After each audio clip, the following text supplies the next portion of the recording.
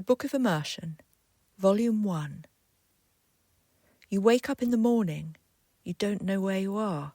You do a quick 360. Looks like you're making art. You're caught in a bubble between real and fake. You're never really sure which duck is on the take. It's just life, my friend, but it's the only one you get. It's just life, my friend. You only get one shot. So you get up off the floor, the sun is coming through. You get these freaky feelings. You don't know what to do. You'd better watch your back, 'cause bruises gonna hurt. It's gonna take a while for you to prove your worth. We're all in the dark, just walking in the park. The more you try, it just gets worse. The more you want, the deeper the curse. It's just life, my friend, but it's the only one you got. Welcome to Immersion. You have reached Strata 1.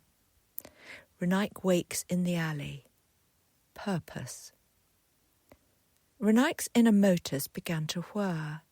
He had put himself into voluntary shutdown during the dark cycle in order to save power. From the start of his operational cycle, he had performed the necessary housekeeping duties within an interior domain. It was a 24-hour installation that bound him by duty and programming to put humans first. To any human, until today, Renaik had been subordinate. He was around a decade old. New technologies and updates marked regular upgrades in droid manufacturing. Renaik was old.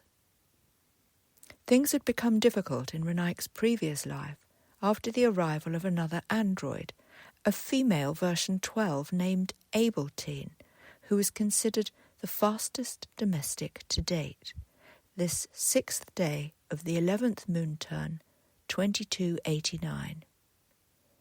Abeltines were able to preserve battery power with a hybrid electro-solar panel on the back and shoulders. This worked well in the new modern glassed apartments of the suburban zones. These cutting-edge designer houses were maximising sunlight like never before in the new mid-caste housing projects. Some of the new apartments even came with the Abeltines installed and ready to help the occupiers enjoy the best life possible. Used androids were worthless without their contracts and updates. Generally, these machines were dismantled and thrown into crushers, despite the capacity to continue their function. Some were being recycled into experimental hybrids for illegal purposes. There was talk of an underclass of feral bots who were made out of parts from the old dumping grounds before the eco-legislation had been implemented. They say that some of these bots were made by the bots themselves, innards and parts that had communicated and joined forces across the debris of twisted metal and wires.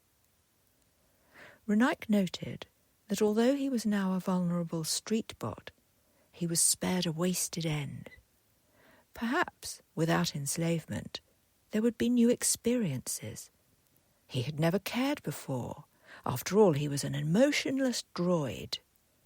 But today, here in unfamiliar surroundings, there was some sort of excitement. Something was calling him towards adventure. Join me over breakfast, and I'll read you some more.